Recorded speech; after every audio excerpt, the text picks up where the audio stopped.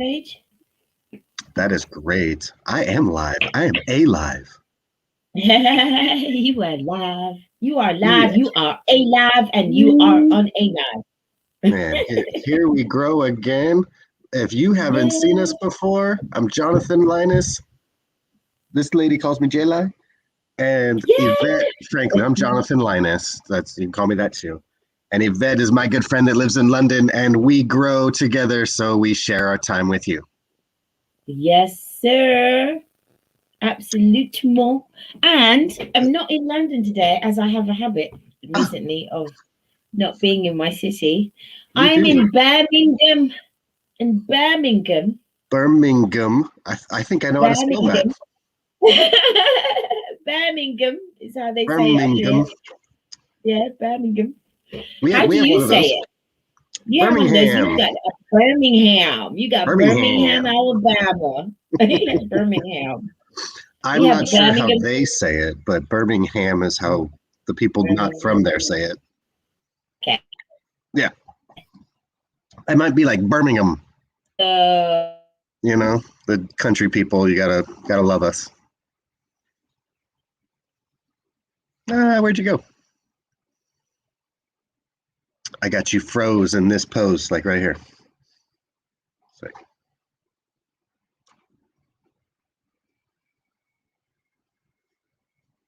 Right here. This is where you froze. Right there. What happened? Where'd you go? I see your beautiful picture, but I don't hear your voice, and you're frozen on scratching your head. Mm-hmm. Jello.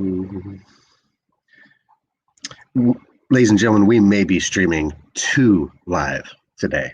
It might just be too much for the system. That could be the case. And here we are, just you and me, all alone, little special moment. I love you. And I imagine Yvette will be right back with that. That's fabulous. I wonder if the viewer comments from all of these locations, Twitch, Twitter, YouTube, Facebook, I wonder if comments left on those pages all populate the StreamYard, because I don't think Twitch does. Do the others? I don't know. But we are going to work on getting Yvette back. Yvette is fantastic, technologically sound, and she was able to help get this streaming live to my YouTube page, which never streamed live to YouTube before. So excited to join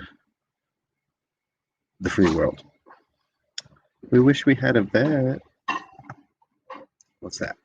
What's that? What's that? What's that? Well, let's just play around with some of these.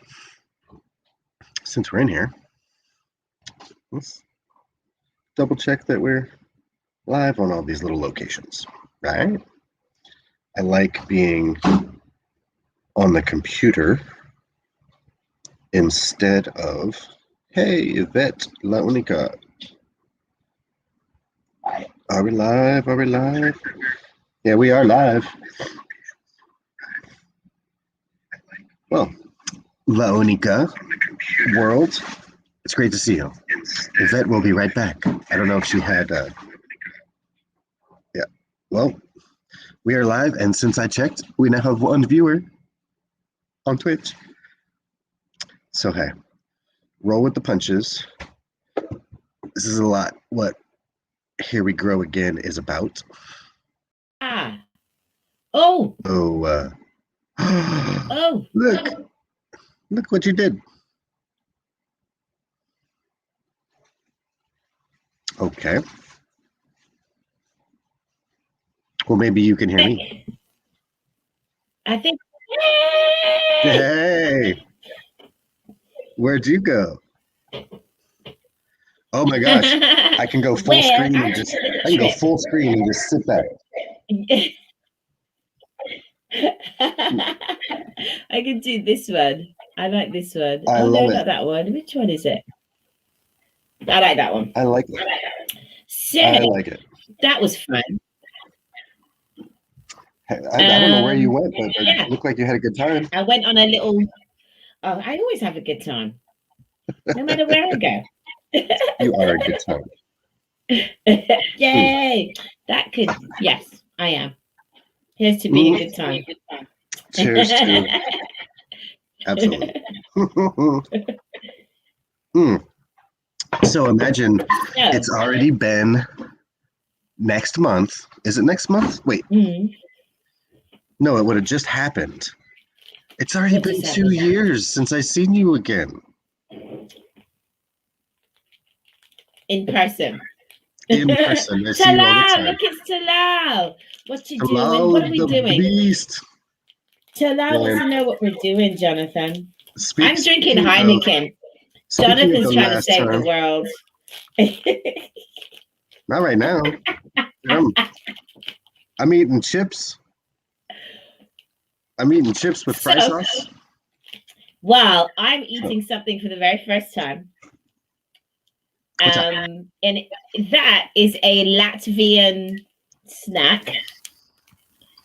It's cottage cheese with mango. Cottage cheese with mango. Which I think sounds like a really weird combination, but I'm going to try it anyway. Ooh. Face approves. Oh, that's good. Oh, that totally works. Yum. I forget what it's called, but there's some, like, I don't know, it's not a challenge, but it's something that people do online where they, like, get close to the microphone and let you hear them eat. Ew. Did I just do that? I feel like it's really big in, like, the Philippine world. It has a funny name that I can't remember. I can't recall, but man, the last time I saw you, I was seeing Talal too. Man, in the live. Oh, in Romania? Was that in Romania? No, in LA. Holy shit! Yeah. Hello, you came to my country. We're in LA. We came to your country. Oh, we had the best time, and we lived in an apartment in Cyprus. And so that you can get the connection, Talal lives in an island in the, I want to say Mediterranean, but I don't think it is the Mediterranean. But use Google and look where it is. He's in Cyprus, and we were in Cyprus in LA. But is it in the Mediterranean? Talal, where's Cyprus? Google it. Cyprus is its own country. It's off it's on an island. Isn't it like off south of Greece? Like my geography is really, really bad. Here we go. Here we grow again, team. This day about geography. I say that. Okay, tell me quick before I ask Google. Where do you say Cyprus is? A little bit southeast of Greece, like on the way to Turkey. Okay, this says we'll see. The Republic of Cyprus is an island nation in the Eastern Mediterranean Sea. East Mediterranean, and it's considered a country in the Middle East. Because it's so close. It's not close to Italy. It's closer to Turkey, south of Turkey. South of Turkey, west of Syria, northwest of Lebanon, where our boy Talal is actually from. So this is like the Middle East Hawaii. Well, yes. Or like the Azores. This is like I bet you it's just gorgeous, and everything I see is gorgeous. Yeah, it's a beautiful country. I want to know that personally. Yeah, you should. And actually, so I'm here with some mutual friends of ours in Birmingham, visiting my lovely friend Lita, who I think you know Lita. Lisa. Lita. Lita. I know Lita, of course. Yes. So visiting Lita and her husband Demetrius, and Lita. Oh. Oh, and their son Andrea. Who's Lita's now from Lithuania. He's one one. year old now. Yes. Such a Oh, cutie. nice. I bet. So Lita, his mother is from Lithuania. No, Latvia. Sorry, Latvia. Mm-hmm. Hence the Latvian snack I just ate. Did I say Mm-hmm. Lithuania before? I always do that. I do that with tell Lita. Bucharest and Budapest, and people from those places get really upset that I mix up Budapest and Bucharest. Mm-hmm. And I'm like, I'm really sorry. It's like an honest mistake. I'm not trying to be a bitch. So I'm pretty sure you weren't being intentionally rude. No, not at I all. haven't caught that on you.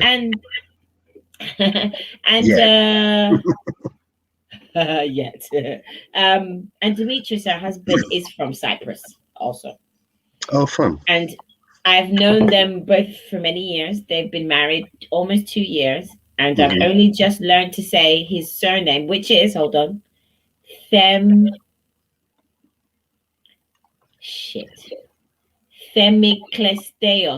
Okay, hold on. Themiclesteos. Okay. Lita.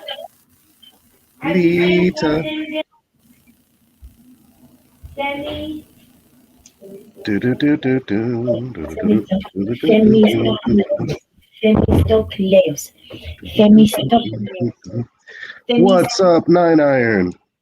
Themistocles. You're still on 9 Iron.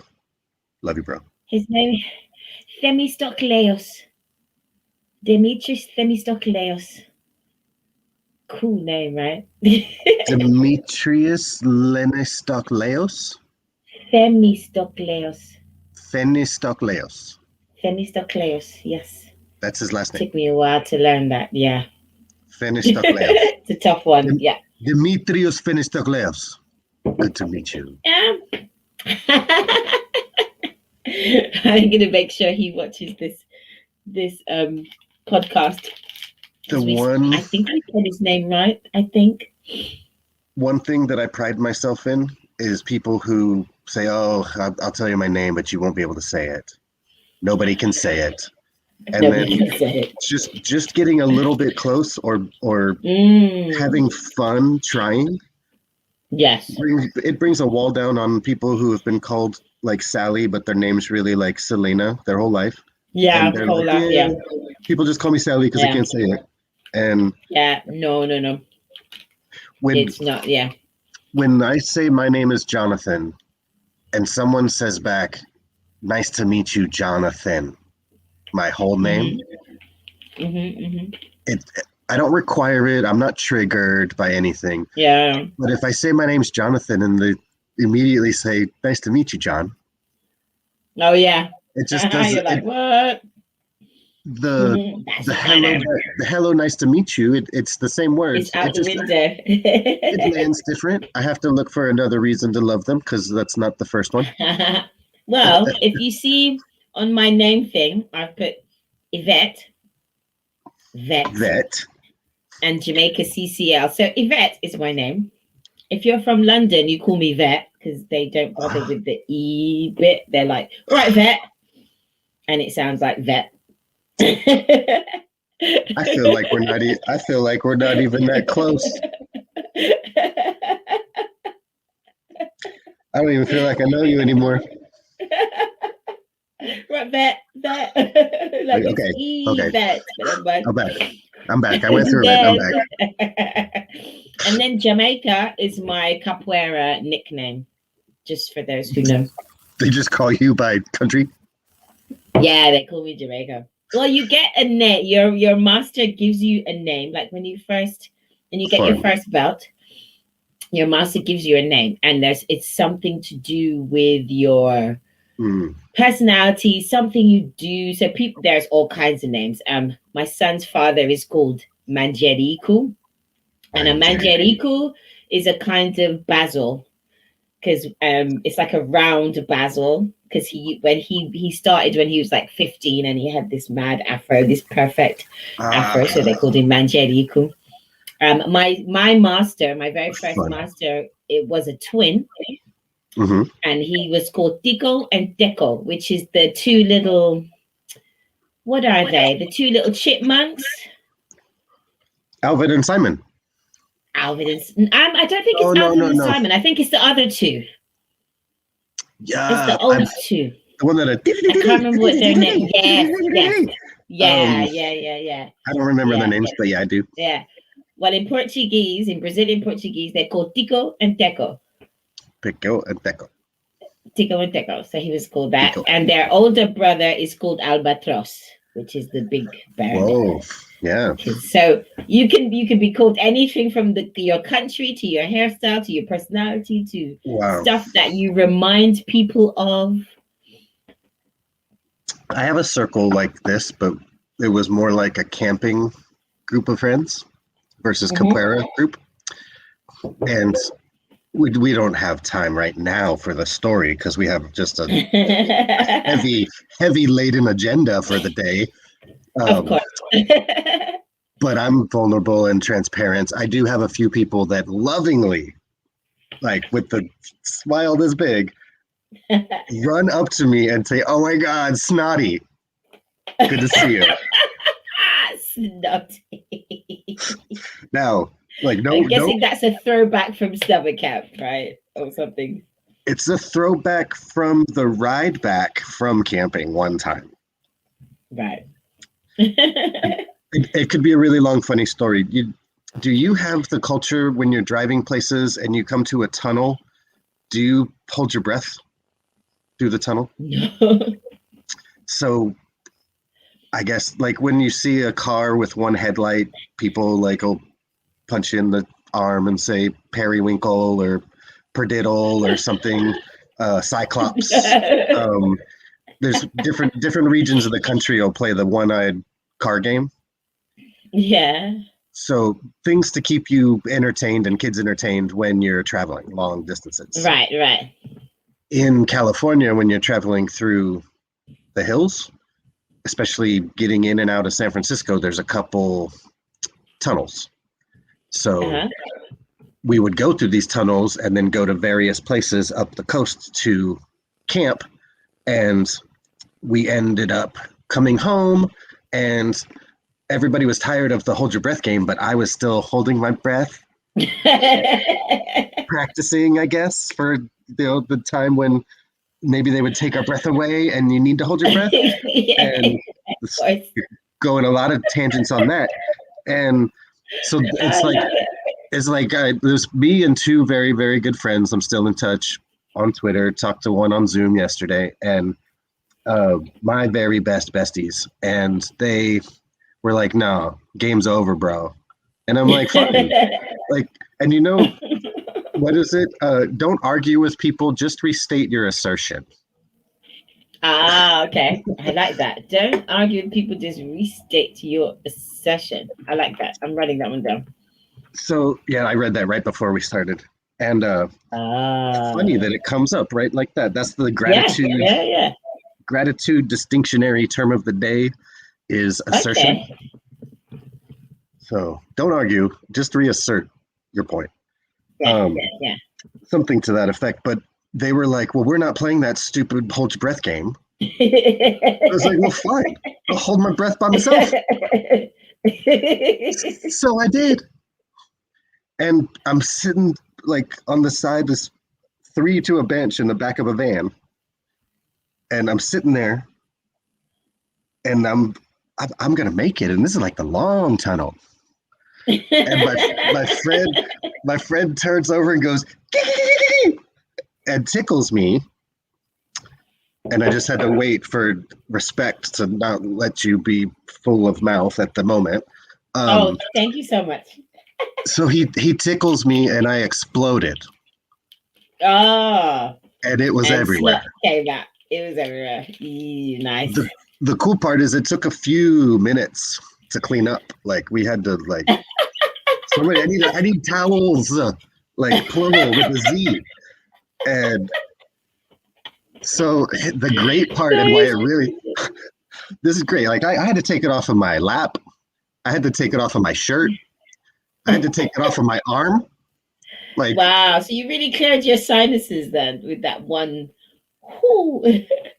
if they were present, there may have been a Guinness World Record for most snot the quickest out of nose, because it was inexplicable where this all came from Why? immediately. Just like that. That's No, so nobody funny. saw it move from nose to the places where it all landed. It just suddenly was on everything.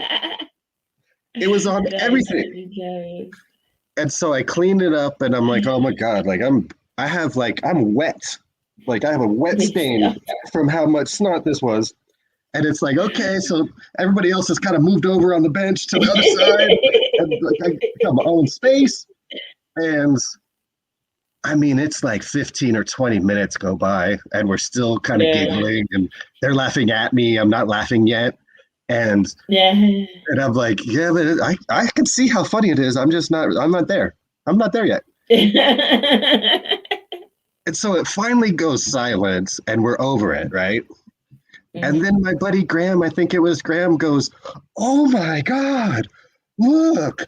And on the to the right of me, because I was on the right side, Uh-huh. on the Did you wall, miss a bit? I missed it all.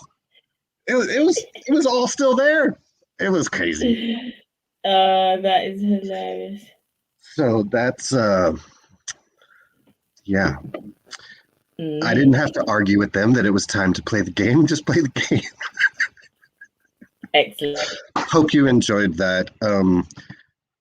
Anyone tuning in on the stream as Yvette takes a coffee break or something, um, anybody on the stream, you can call me Snotty now. We're that close. It's only the closest of the close, perfect circle that gets to call me Snotty. So, but if you don't know the story, it's not worth it, right? So who's in the room? Anybody on Twitch? Anybody on Facebook? Anybody coming through from Twitter world? Here comes the vet back. Mm-mm-mm-mm. Oh, I think I'm back. Yes. Okay, there we go. I don't know what's So going on. It's okay. that was a It's all fantastic story. good. That was a great story. Thank you for sharing the story. That was good. That That was good. maybe So someday. today, Lita! hey, Lita. Hello, gorgeousness. Excellent. So, what was I going to say? So today we did have we had a plan, right? But Mm-hmm. plans change. No problem. But we're still going to go with the plan. Yeah, Yeah, she is a mama. of course. Mama Lita. Mama Lita. Mm-hmm. Awesome. So we decided, I think we spoke during the week, right? And we decided that a great topic for us to talk about, just because of the different growth experiences we've had about this Mm-hmm. topic, was money. Money, money, money, money. Money. How many words have you got for it? Dinero. Let's play the game. Dinero. Yes. Moolah. Geld. Green. Dough. Shekels. Simoleons. Ooh. Dosh. A stack. Oh. I got my stack. I've run out. I can't think of any more now. In gambling and poker, when you have chips and stuff, Yeah. one rack is 10,000. Yeah. One rack. Okay. Come on, we got more. Yeah, I thought I'd have more. Bucks. Uh, Quid. Ooh, gotcha. yeah, quid. You got me. Quid. Pounds. Sterling. Euros. Mhm. Euros. In But that's so just types of currencies, isn't it? It's not that doesn't count. when you hold up your hand and you make Mhm. don't say anything, hold up your hand and make the sign for money. Nah. Okay, so you and me do the same thing, like show me the money. Yeah. Right? Cha-ching. Yes. Do you know the nuance difference that they do in at least Mexico? I don't know if it's all of Latin America. Uh-huh. They don't do this. This means something Oh, different, and okay. it's not money, man.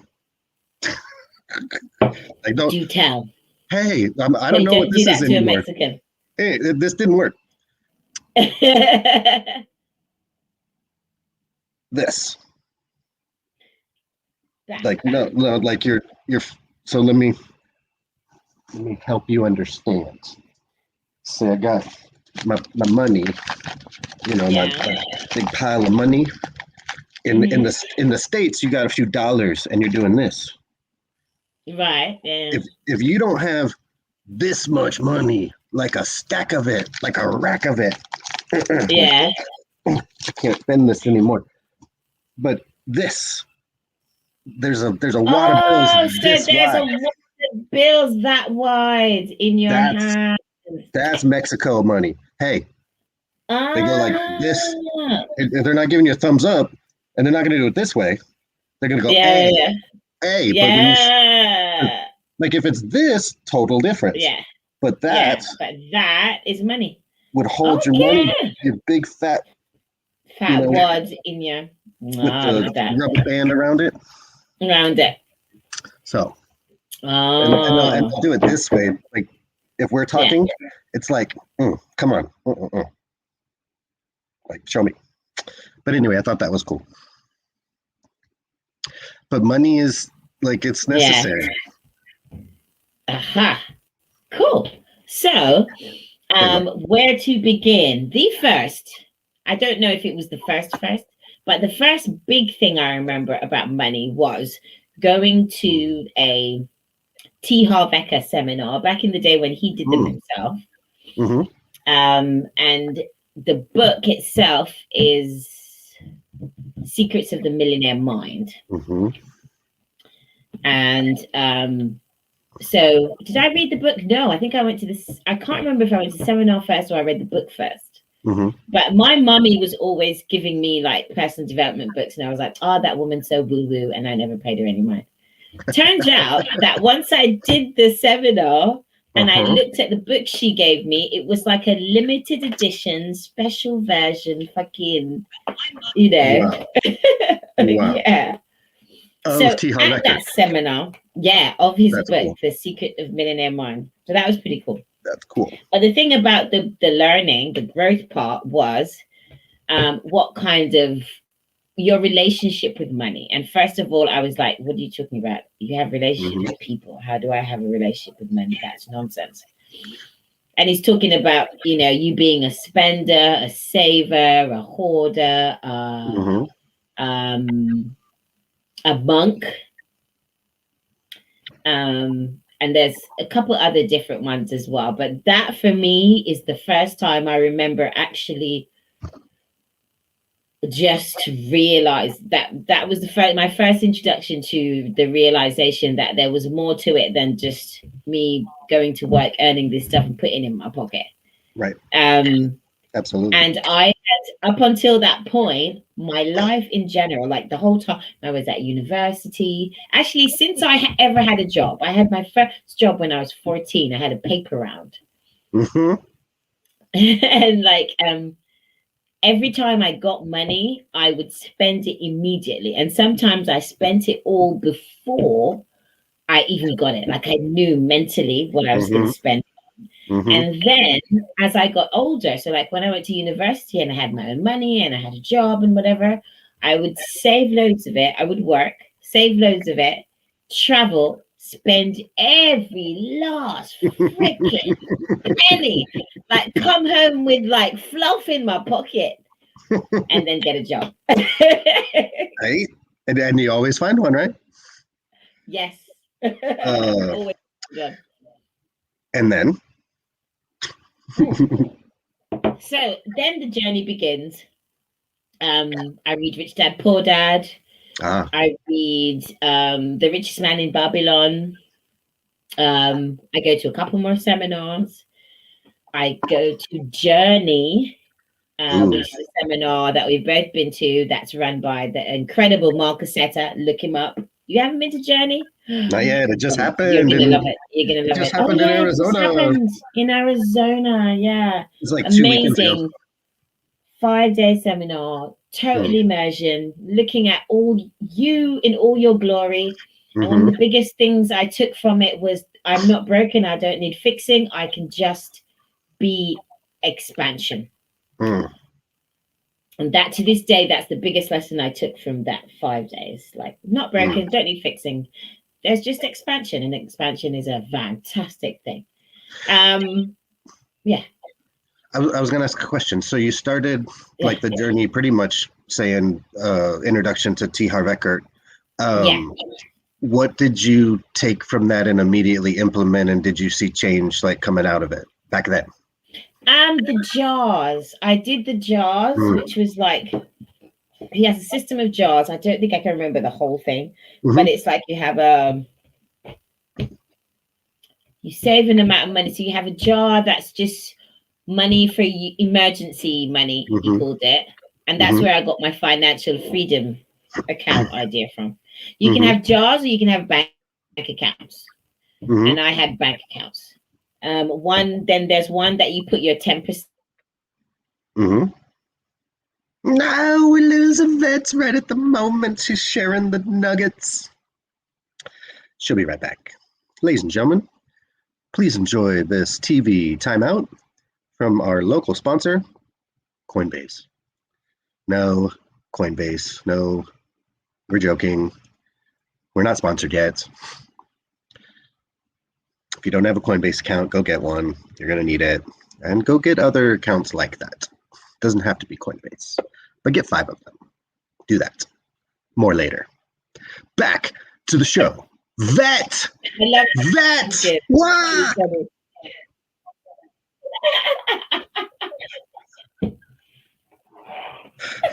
I'm never calling you a vet again. I'm saying.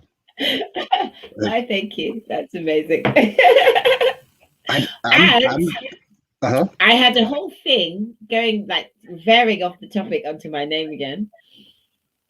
In Spain, they had a hard time saying Yvette also. So Okay. the kids would say Evete because they don't say the V. Mm-hmm. It's a soft, like a soft, a V is a soft V. So it was Evete. And then some kids, we were at summer camp, they were like, Te llamas Evete. Ah, vete.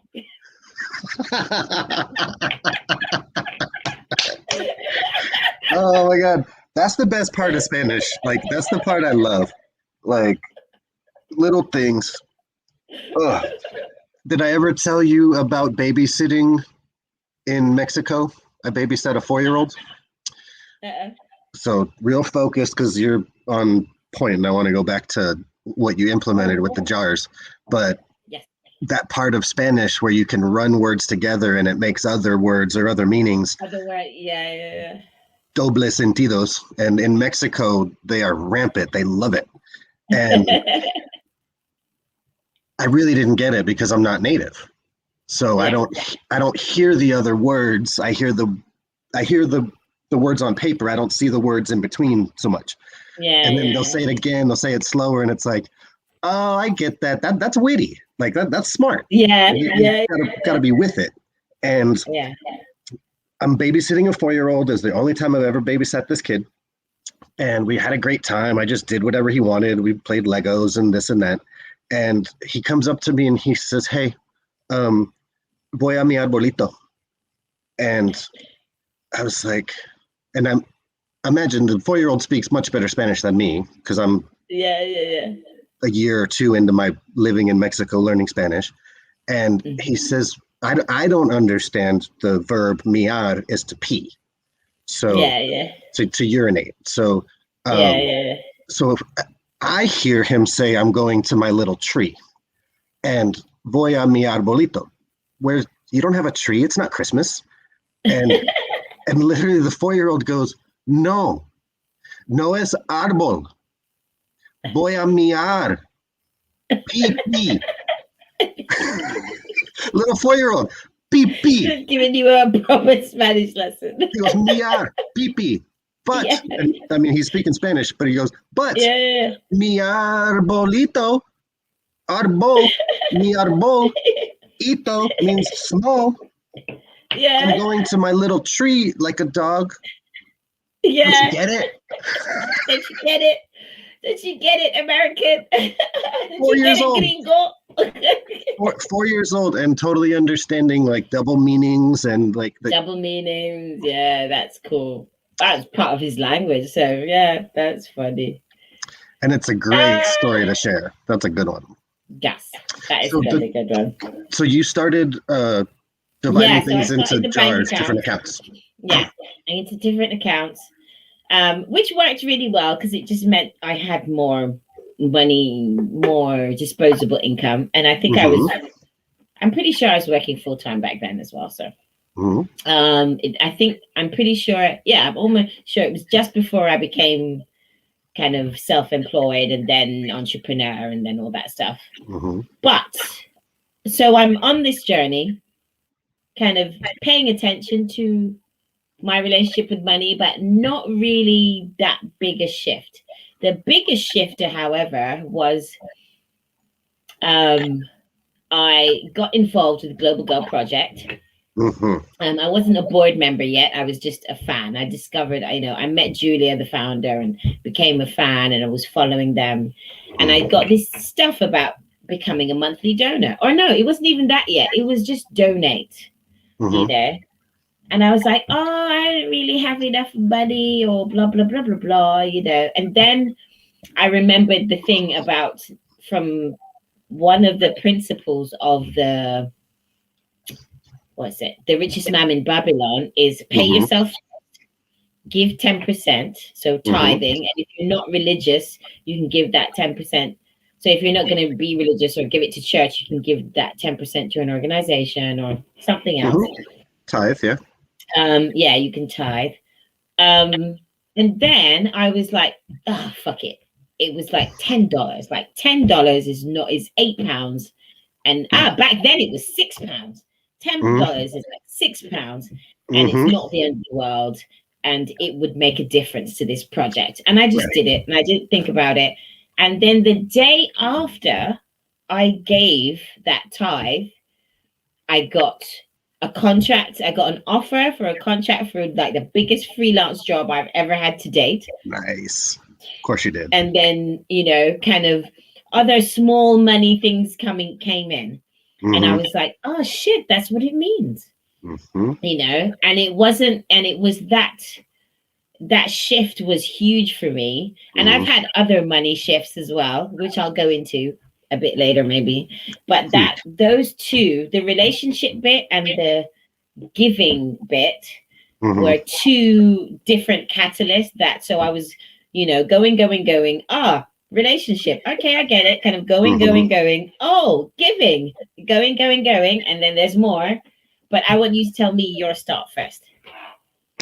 Well, as a connector, like a segue, you brought up Richest Man in Babylon, and something was coming to me, and you were talking about the tithing 10% and using these other jars, and I could hear it because I listened to the audio of Richest Man in Babylon, and I can hear it like a megaphone in my brain. The part where he says, "Of everything you make, 10% is yours to keep." So tithe to the community, tithe to the church, tithe to where your heart goes, and. But the piece that I missed up until and honestly, this is in the last 12 months since my accident, lockdown, all this stuff that's been happening.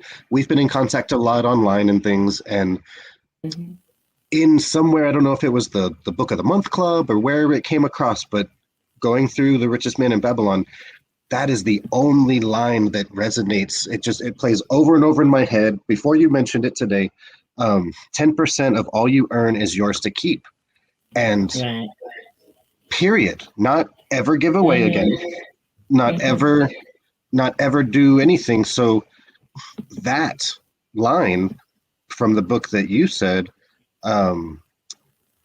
that's the shift that's really become huge in the last 12 months for me, because I never looked, I don't want to say never, but I rarely looked at money if I had a purpose to have 20,000 or 50,000 for something, I could make that happen in the past. Yeah. But if once I was right past that goal, just like you said, I'm going on vacation, spending every dollar, and then I'll make money when I get back. So I would routinely go to zero to start over, and think that honestly think that that's healthy, because I wasn't attached to this money. So my relationship wasn't where it is now, but it definitely didn't control me. Like, I don't stress over not having enough. I I just have a real, the world is abundance, and there's always enough for all of us.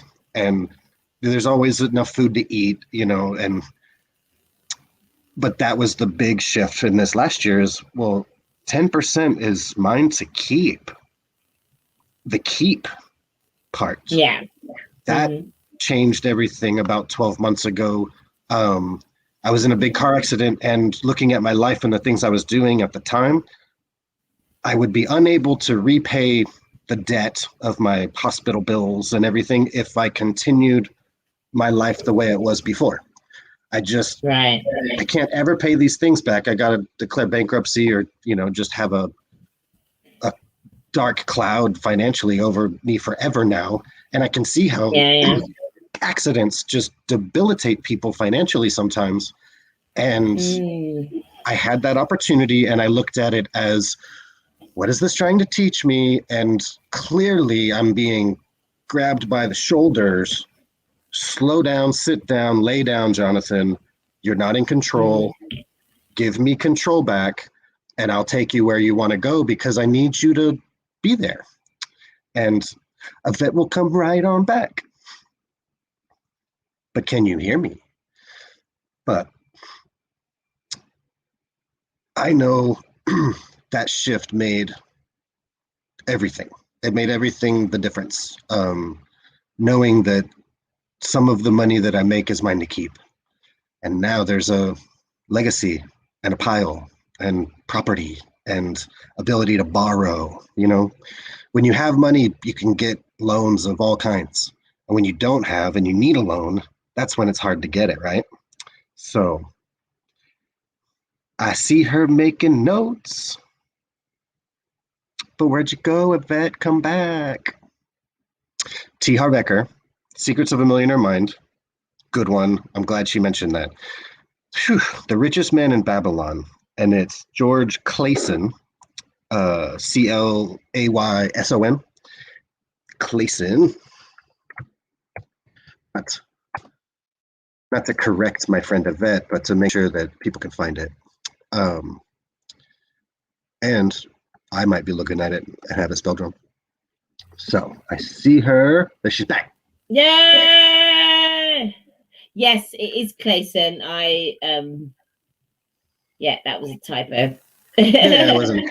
I'm not doing that to look good. I just want people to have the info. Excellent. But that whole word "keep," when that really resonated, this shift into the money mindset that I'm in now. It could happen at any time. Some kids have this at age 6. Some kids still have that piggy bank that they filled when they were a kid. Wow. I broke that piggy bank. I broke that piggy bank open and spent it on girlfriends and gas. And I don't know what I spent it on, but I definitely remember breaking it. I probably ate most of it in the form of candy. And just being honest, but right now I'm at a point where 10% isn't even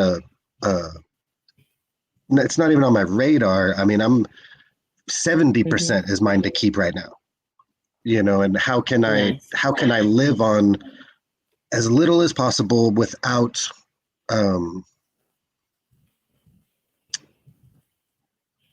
taking anything away, without lowering the quality of my life? How can I just spend less money so that I can keep more? Is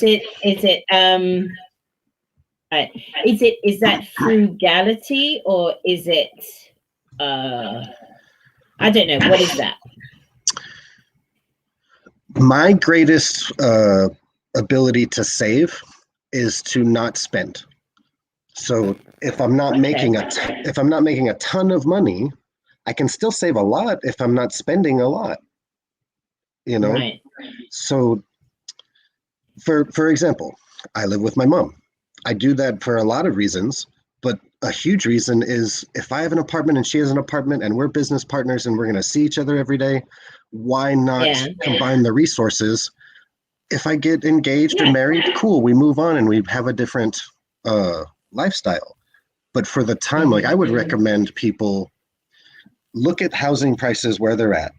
They're probably going to continue to go up. There's probably going to be a crash, and at some point, you're going to be able to buy things for a short amount of time, really cheap, Yeah. and then they'll go up again. Yeah. Playing the market, trying to time the market, that's not what I'm into.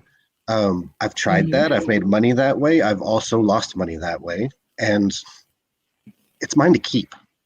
So I really Right. take that to heart. Put it in a pile, keep it there, come back later, like real And estate. decide what you'll do with it. Right. This new world of Okay.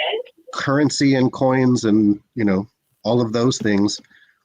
For the most part, the future is going to function. The more of that you have, the more you're going to be able to borrow money. And Right. Well, that's the reality. That's always been the reality, though. Financially, you like if you don't have it, you can't borrow it. Like in the whole, you can borrow it, but it'll cost you more to borrow it when you don't have it. The more of it you have, it costs you less to borrow it, and you can borrow a shit ton more. And the other thing, what was the other thing? You can borrow a shit ton more. Oh, and the other thing I remember reading, I think that was in Tony Robbins' Unstoppable, another great financial book. Yeah. A good reason, like, so for example, this pandemic, if you had a lot of money sitting around that you ready to invest, everything was on sale. Everything. Land, property, businesses, Yep. everything was on sale. And people go, oh, but why accumulate money so that you can, when shit's on sale, you can buy it. Kind of, because everybody's selling it because they needed to get money to live, or to they had to, what's the word, consolidate, right? So yeah, accumulate it so that when the shit hits the fan and everybody's freaking out, you do two things. You go shopping because shit's on sale, and not shopping for Levi's or Nike, but shopping for investments because everything's on sale. And yeah, you do the complete opposite. You don't freak out. You see what's going on and you respond, not react. And I love that. That's exactly how I live. And there's you said it the way I would say it. A lot of people, instead of saying on sale, say for sale. If it's for sale, that doesn't imply that I'm getting a deal or a discount. For sale is just it's available.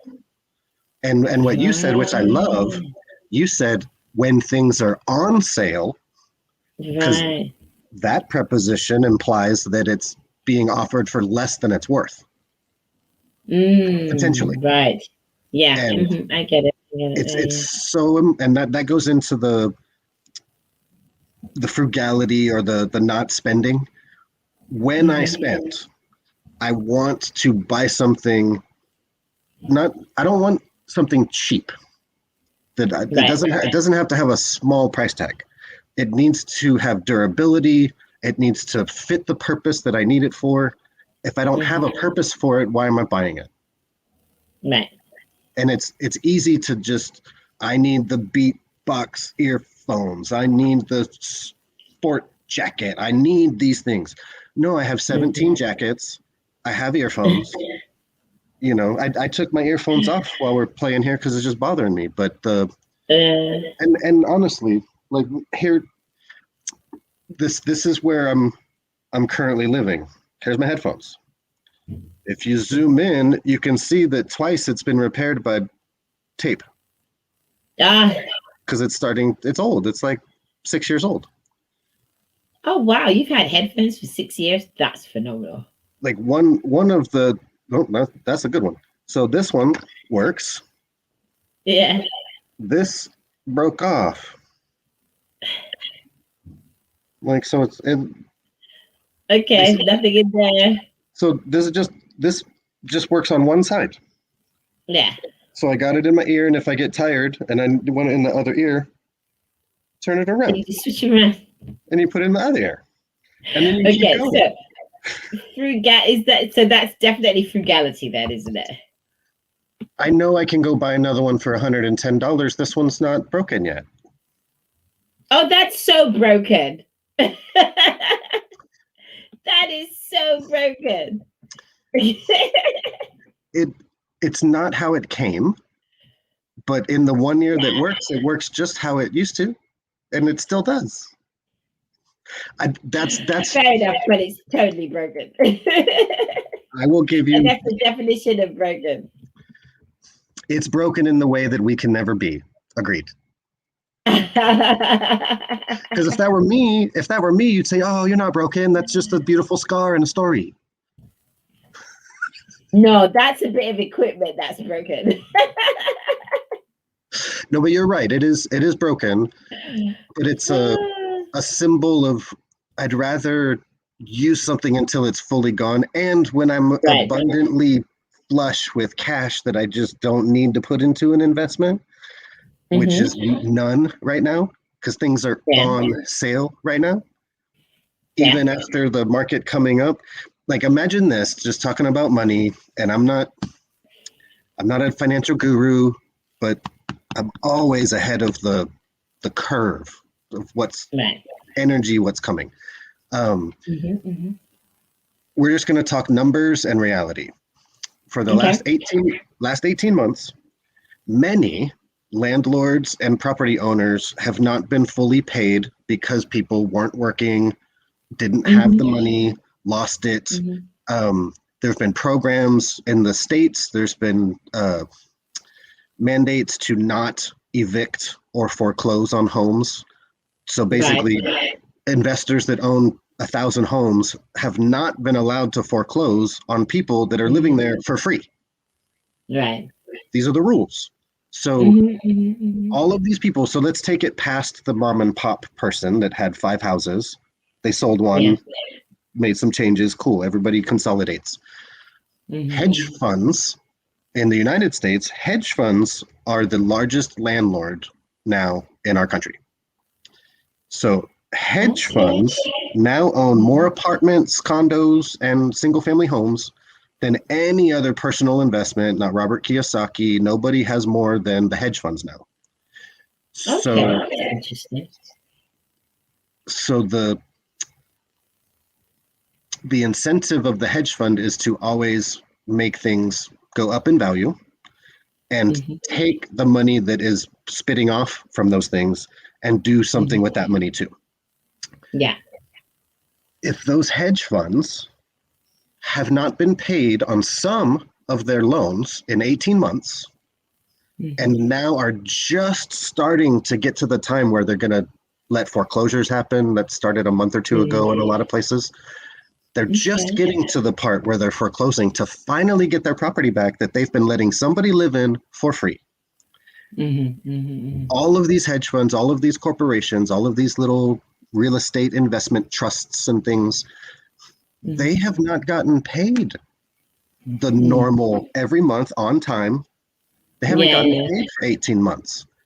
None of that information is in the books yet because instead of getting paid, the government granted a whole bunch of checks so that everybody could keep the game going.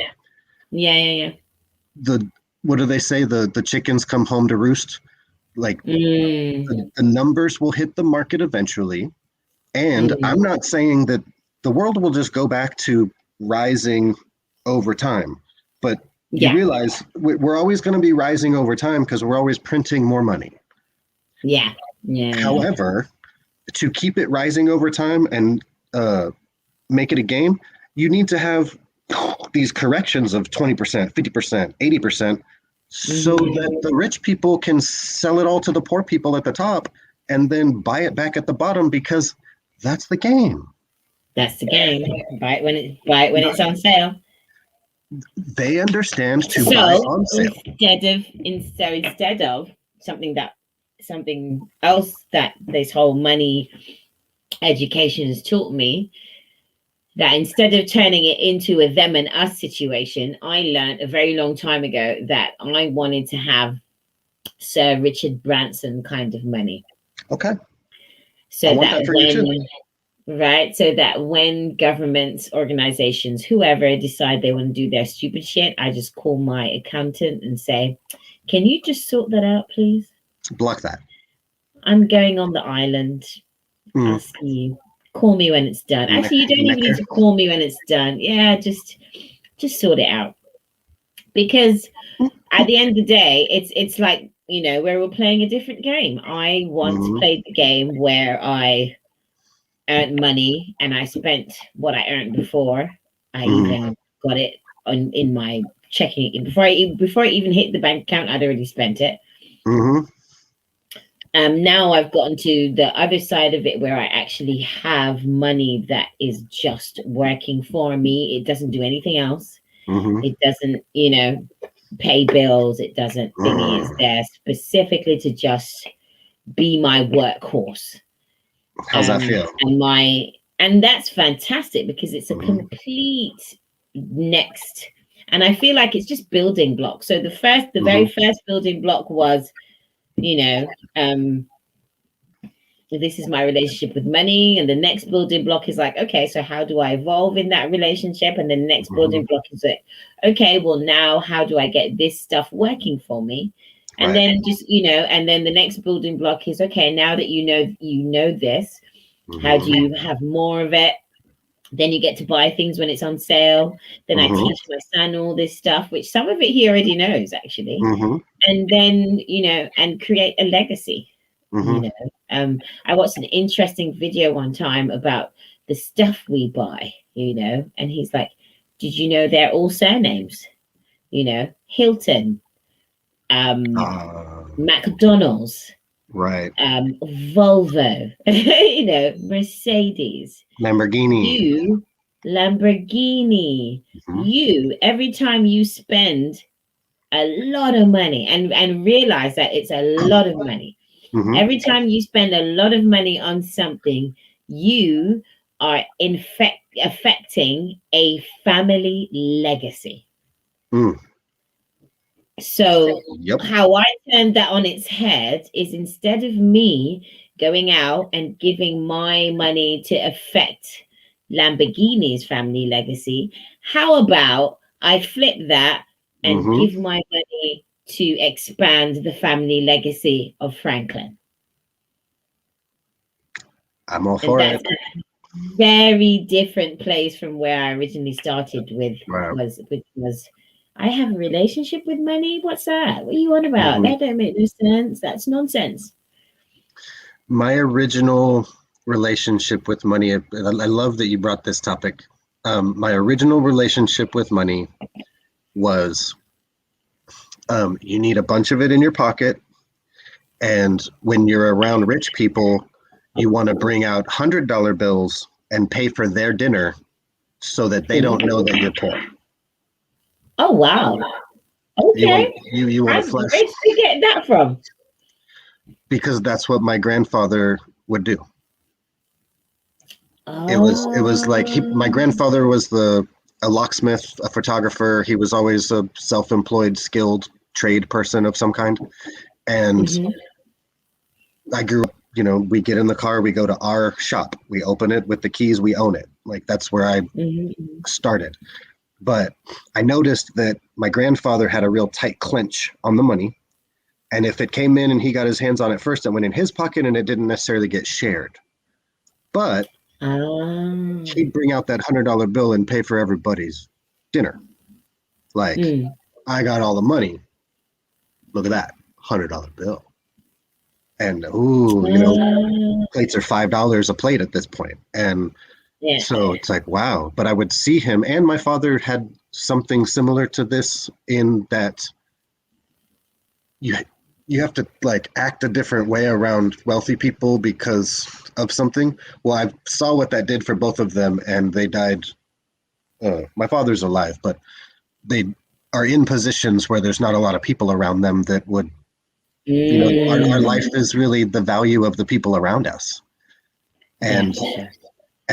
I'm in a spot where I don't have hundreds and thousands of great people around, but the people I have around are great.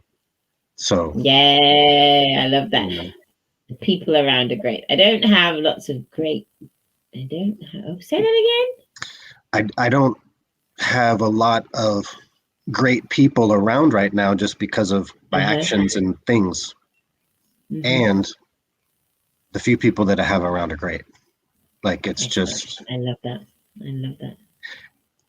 I being in an accident, I broke my back, you know all about it. And having that I've really stepped into in the last week of I can talk about it, but Okay. I'm over it. Yeah. Like I have lessons from it. It changed me, and I can choose to be worse because of it or better, and I choose to be better, Mm. but it's not the Choices, journey that choices. everybody's stoked about. Yeah, choices, choices, and that's the beauty of it. Mhm. The beauty of it is that we always, always, always, we just get to choose. We Mhm. always get to choose Yeah. in everything, I had a very, very cool conversation with my Lita. We were up till God knows what time last night. Mm. About just the way the world is right now. And there was some nonsense on Facebook because there was some nonsense. I'm not even going to give it any energy. But one of the things that Yeah. we were talking about was if something, if you're involved in something or you take on the energy of something and it doesn't feel good, just stop doing it. Stop talking about it. Stop feeding it to people. Stop feeding it to yourself. Um, because it's just, and you can choose to do that. You can choose just to feel good because feeling good is better than feeling shit. And I don't understand. Like, I remember, like, it was a question I always had, like, why are people so negative? And I remember my brother had an interesting theory about, like, our ancestors, and the animals that were predators and the stuff you had to do to survive, um, as a in the olden days. Mm-hmm. And survival was always, and maybe the negativity or the fear kept you on your toes Yeah. so that it was a useful survival mechanism. Mm-hmm. um but now it's just a fucking hindrance, and it doesn't serve any purpose whatsoever, and we don't have anything really to be afraid of. Okay, say it again so I can hear it. I'm sure everyone else got that at home, but just for me. So here and Uh, now, people and yeah, yeah. mi gente, It's 2021. we. There is nothing for us to be. It's a hindrance. Fear, anxiety, it's a hindrance. It messes with your mind. It Yeah, messes with your physicality. It yeah. messes with your relationships. It messes with, like, it literally doesn't do anything good. Even Mhm. when, like, in the old days when stuff was hard and it was a good survival mechanism, it doesn't even do that anymore. It doesn't Mhm. get you moving or put you in a good space. I'm in a Facebook group around a topic, and it's supporting people in raising their kids. And Mhm. I joined this group a few years ago when I was in a household, and there were two boys. So it's like, wow, I need to learn how to raise boys and share some things. And yesterday, I made a note on someone. Their son, maybe 9 or 10 years old, snuck a dog into the house, and they've been told we are not having dogs, so they like broke the rule and they knew it. And Mhm. this person's getting all this feedback, and you'd be proud. I thought of you when I wrote the message. It was, look, there's an opportunity to build something here together, and if the dog is not allowed, like get out of your head about it and just get rid of the dog. Like it's gonna Yeah. hurt, but the pain can't Yeah. start to heal until you've ripped Yeah. off the band-aid. Yeah. Like you Yeah. just And if you made a rule about there being no dog and mm-hmm, he snuck a dog in, the thing is fair play for trying, son, because it's always good to give it your best shot. mm-hmm, And there are no dogs here. mm-hmm. Like there are no dogs here. I've been watching the feed. There's been such great feedback for this person, ranging from Mm. if there was a rule of no dogs, then there's no dogs. Period. I Yeah. can't Mm-hmm. understand why people are even entertaining this. And then of all these other Yeah. comments of like from me, I know that this kid wants attention. He wants Mm-hmm. discipline. He's asking Yeah. for it the wrong way, but Mm-hmm. that's not the conversation. The Yeah. That conversation is, is yeah. this. It's the And dog. I like the, well, we'll go back to square one and start over, which means no dog. Yeah. I also like the response of, okay, you got a dog. Here's what that means: food, Mm. veterinarian, all of these things. Yeah. Yeah. Yeah. Yeah. Yeah. Figure that out. Yeah. Exactly. At 9. Hello. Mm-hmm. Put put it on them. Yeah. Put it Yeah. on Yeah. them, Yeah. and Yeah. because Yeah. someone had a beautiful response how this happened in their life, and Mm-hmm. that dog now is the glue of the family. So Oh wow. it can Okay. go wherever it goes, but it's Either like way. Yeah. it's like the money mindset conversation. Mm-hmm. The money's just sitting on the table. One person's going to double it in a month, and the other person's going to spend it on candy. It's the same money. Yeah. It's the same money. Yeah, it's true. It's about the energy that you put into it and the decisions that you make. Yeah. When I something clicked in me, I've always chosen to be the person in my family lineage where life after me is different than life before me. I'm not, Oh, I am here for that. you know. I am here for that. Me and you both, brother. I am Well, That's like one of the most important things in my life. mm-hmm, Like I love my grandparents. My grandfather died, I think, a good 7 years ago now, and I love him to bits. He left me a legacy of laughter and wisdom. They owned their own house. He left my grandmother well mm, financially. Um, Nobody else, which is fine. He left his wife well, which is wonderful. mm-hmm, Um, at the same time, when they talk about him, they talk about the wisdom and the laughter, but mm-hmm, there's no education, there's no expansion, and those are the things that I discovered that's what I want for my family. I want them to know that mm, the shift happened here and I passed the baton, and mm-hmm. then they just keep passing it. Just keep passing it. And if you drop it along the way, fine, but please, you better pick it the fuck up, or else I'm gonna come and haunt you. I will receive the baton. I will receive the Leave baton. the baton, the baton. I love it. It, there's really there's a real opportunity. I mean, we're in a world that's changing rapidly. There's a financial system that's Yeah, coming to take over the current financial system. I yeah, don't know how yeah. successful it will be. I'm not here to stand on a pedestal and say anything like that.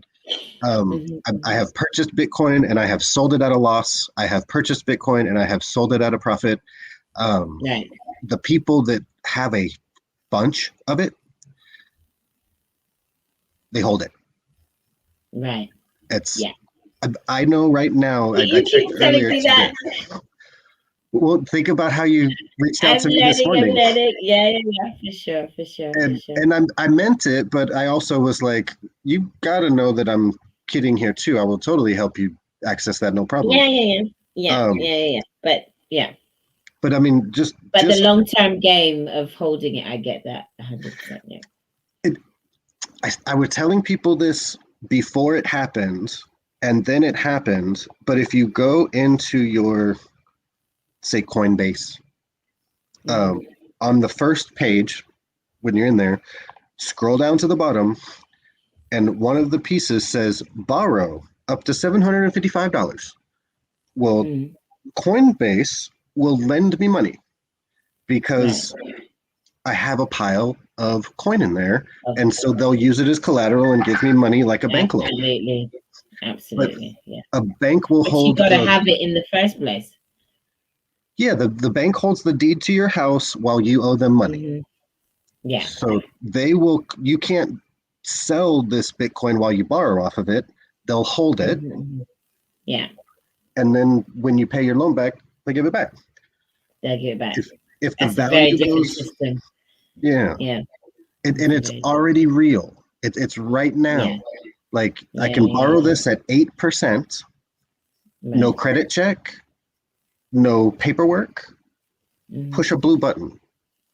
Right. If that's already available, and I want to say there's about 150 million users like on these systems, and the projections are 1 billion people before 2024.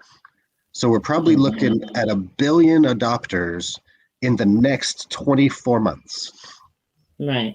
To go from 150 million to a billion. So with the amount of people on the planet, and this is why I always say, like, not everybody needs to get stuff. Not everybody needs to get money. Not everybody needs to get love and peace. Not everybody needs to get holistic unity, because that percentage of people, even though it's a lot of zeros, it's not compared to the amount of people that are on the planet. Right. And that's why it's important for the ones of us who decide to do what we're going to do to make changes within our families, our communities, our legacies. It's a big number. It's a big number, but it's a small number in terms of the amount of people in the world. And if that small number is doing that, and they're going to change how we think about money, how we use about money, how we treat money. In the long term, the ripple effect that they create is massive, because it doesn't take, a tsunami is not the whole fucking ocean. It's just a bit. It's a small percentage of the ocean that comes and rages on the rest of the ocean to cause a tsunami. Tiny percentage of the water, but extremely destructive. Yes, exactly, but extremely destructive. Or powerful, exactly. So I think that, for me, is an important thing for us to remember when you think about changing your life, about changing how you do money, about changing how you do friendships, about changing how you do relationships. You don't have to, it's not fucking kumbaya. Not everything is a democracy. You can just do your bit and surround yourself with a tiny group of people who are doing their bit, and then we become this positive force. And I'd add to that greatness, you have an opportunity right now. It's still here. It's still here. Yes, in the absence of a crew who wants to do what you do it anyway. Right? Love that. Absolutely love that. Since we came up with this, it's just right on the other computer screen. Absolutely love that. This is the time. At this moment, I don't need anybody to come help me, support me, join my team, co-work with me, co-create with me. I don't need any of that, which is really valuable and almost needed to create anything great. Like, if you want to go fast, go alone. If you want to go far, go with a team. That being true for me, this pile up some Bitcoin and Ethereum, and if anything, it looks like Ethereum is going to outclass Bitcoin for the next, 12 months. I don't know where it all goes. Hopefully it goes up. If it goes down and I lose this money that's currently there, I'll learn a lot. It's less money than I spent on a 5-year university education. Oh, don't even get me started on that. How many things do I really do that I learned in college? I don't even paint anymore, so no. the, the thing that I can say that I really gathered and appreciate is while everybody else was freaking out about their test scores and all the Mhm. stress of becoming a job, I really enjoyed college. I enjoyed the connection and the time to hang out, and we could all study whatever we wanted. And Mhm, mhm. everybody, not everybody, but most people went off and they got that job that they trained for. Yeah, yeah. I knew the whole time I wasn't training for a job, but I learned to connect with people, talk to people, and uh, Mm, be vulnerable and transparent and awesome. And it's not how to connect with everyone, but it's how I'm supposed to be. yeah, College gave yeah, me the opportunity to see a bunch of people saying I should do this just like them. And I stayed myself. I took the job I wanted to heal the world with the Sierra Club and going door to door, knocking on doors saying, will you please give me some money so I can save the trees? Like yeah, it wasn't yeah. it wasn't the highest paying job. It But was it was fulfilling, it sounds. it I would do it again. Mhm. And it didn't become everything that I do. It's not what I do now, but Yeah. It's just a great it's part of the story, part of the journey. there money's required, but I can do without money. I've already Mm, proven that to myself. yeah. It's it's a hard life. I mean, I've slept in my car. I decided to be homeless at one point because I needed to learn to be less proud, I guess. Okay. To I could have just asked people, "Hey man, I don't have an apartment. Can I stay here for a week?" Mhm, I didn't ask one person that. mhm. Right. And finally I asked somebody, "Hey, you have a second house that needs some work. Can I live in it and work on it for you?" And they Mm, said, "Oh man, that thank you. Why don't you just move into our extra room for a little while?" I was there for a couple months and I got a job and then got an apartment. But mm. the the reality being I didn't have to sleep in my car. It was my mindset. Like Right. I Wow. didn't I didn't feel worth more than that at the time. Mhm. I was able to stay dry. I ran up to somebody one You had time. a nice car too, right? If I remember rightly, weren't you like driving a really nice Audi at the time? Oh, that'd be lovely. It was a Mazda, but it's cool. Uh, the it's what we make it, and Yeah. if you've grown up in any way and not had it go exactly the way you wanted, you might have an issue, with your worth or your value. And humans Mm, can do that. Some people are mean, and for lack of all that, I just get to provide it for myself. And this money mindset is really a huge piece of loving. I'll say yourself, myself. If I mm. don't love the money and don't respect it, if I'm just pouring it down my throat and giving it away and will you like me? Here's money. Let me buy you something. If I'm using it in that poor way, Mhm. it goes away. And Yeah, then yeah. since you joined Global Go Project and started putting some of your funds in that direction, how much have you received Mm. back from that source? Oh, so not from that source, but from many other sources, Well, like and many, many, many other sources. Yeah. not just money. And yeah, oh, for so much Mm-hmm. from that source. For yeah, absolutely, absolutely. One more before we go. Mm-hmm. One more Great. money book that I read recently, like last year, is a guy called Ken Honda, and it's Okay. called Happy Money. Have And it's called Happy Money. happy money. Yeah, Is Happy this Money. And it's a is this guy Japanese from the guy. is he from the company? Is he like the owner of Um, Honda? no, I think it's just a family name. Okay. Yeah, I think it's just a family name. But he's a Japanese guy who was mentored by like the Bill Gates of Japan, Mm-hmm. and gave him some really. amazing insights about money, and money mindset and gratitude, and not just gratitude for the money that comes to you, but the money that you spend. So, Mm-hmm. if I go put petrol in my car before I, put the card in, and, I go arigato, and I Mm-hmm. thank the money that I'm spending. When I pay my Smart. bill, I thank the money because the fact of the matter, if you've got the money to pay your bills, that's something to be grateful for. Mm-hmm. So Thank you. that's a really nice one. Thank it coming in and thank it going out. I received that. It's It's a really nice book. I like that a lot. I Mm. know if that gentleman is related to the Honda legacy, Hmm. or not. Yeah, I'm pretty sure he's not. I know like Granddaddy Honda is Yeah, a legend. I haven't read enough, yeah, he is, right? Yeah, yeah, yeah, yeah, but yeah.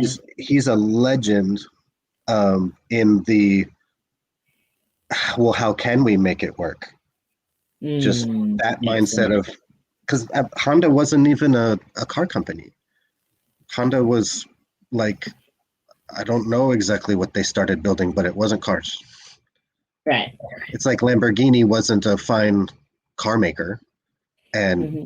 Lamborghini made tractors. And Oh, wow. do you not know the history of that? So, All kind of a good point to wrap it up on the right. and of course add whatever you got. The Lamborghini guy back in the day is clearly making a good living. He sells tractors, so he's got a Hmm. big business. And somehow he runs into Enzo Ferrari and he Hmm. says, "Hey," because this guy probably bought a Ferrari because he was rich. And Yeah, the details I'm not extremely clear on, but he basically said, "Hey, Ferrari, did you know that you could do this with the engine and it'll make it that much more powerful and that much faster? And I know yeah, this because I make extremely powerful engines for yeah. tractors. If you put Mhm. something like this in your car, it's only going to go faster, stronger, harder, longer. Like Yeah. maybe we could do something together." And the Ferrari looked at him and said, "I don't Go listen away, how to peasant. yeah, I don't listen how to make fine cars from a tractor From maker." tractor dudes. Yeah, And he goes, "Oh yeah. no, okay, I'm gonna make cars now." Then Uh-uh. he got that little oh yeah, Yeah, that well little spark. not like I would have given it to you, but now I'm gonna have to show you. Yeah, yeah, but now you're a dickhead about it. I'm gonna show you. I And, love that. and now which one is more luxurious? Yeah, totally. Yeah, You know, he just absolutely. That's awesome. snatched Took over. the spot where he wanted to be, and Hmm. but that's gonna happen. I don't know. Right now, I'm open I to know. meeting everybody where they're at and seeing if we can do things together. 100, as you people like to say. Amazing. You people, So, you people, ugh, You Americans. honey, We don't say Americans. We say Americans. You Americans. we're. Can we just like? Can we just take the lines off the map? I Um, know. Wouldn't that be fun? That would be totally fun. Let's do it. But yeah, never mind. You know what? We're gonna move with or without the lines. When they put the lines off, or take the lines off, or move the lines, we're gonna move it anyway. Because it's all good. Because it's just about keep on moving, keep moving forward. And on that well, note, it's been amazing as usual. I hope you guys watch this somewhere on the internet and hmm, enjoy our little chat I did. as we go from whatever we go from Heineken to Latvian snacks to snot stories to financial well-being and mindset. My snot story. My snot story is on the internet. It's on the internet. I'm going to Okay. share it for the world to see. Love Well, it. that's And it was your first time on your first YouTube channel podcast has I'd your snot story. I'd like to Hey! I'd like to set like and from what you said, I'm going to put it into immediate practice. I'd like to celebrate 0 subscribers because everybody Yeah. starts at 0. Mm, mm, mm, mm. I bet I'd get more subscribers if I put more value into the channel. Yes, sir. So Yes, sir. thanks for growing with me. Yay! And we will see you on Tuesday afternoon. Got it. Ciao Love you. for now. Be blessed, people. Be blessed. Yes.